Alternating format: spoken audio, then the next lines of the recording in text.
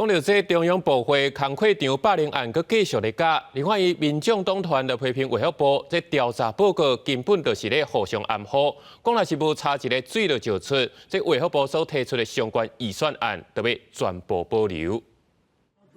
卫福部长长官技术强标职员侵权，甲拍地更新，抑个其他长官录音档流出来，对员工大声喊骂。政治技术集场霸凌案件咧滚价，民众党团认为卫福部做的调查报告无对外公开，这期挂挂上号，卫福部长柯泰源再去参加利益规款会，伊回应是为保护受害者告知，已经将去识别化的调查报告送到国会员办公室说明。到委员的办公室有12名哈，请他们去审阅了哈。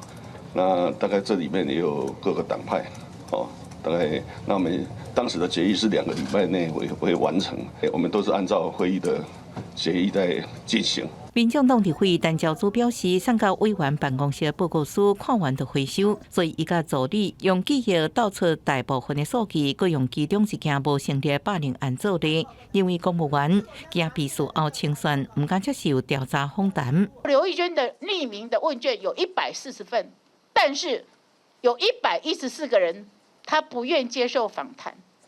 所以我不知道他怎么去挑了17个人出来。而那17个人出来，15个人都帮他讲好话。单交组呼吁卫福部爱提供互员工员工进会，而且唔惊被秋后算销申诉机制。啊，若无调查报告出来，也只是造成被霸凌者的极度伤害。各地的维权会顶悬，各要求柯泰源爱回失礼。你到现在一句道歉都没有。你要道歉要有为什么样什么事那我道歉明白了，那就是我们民众党团跟陈昭志所有的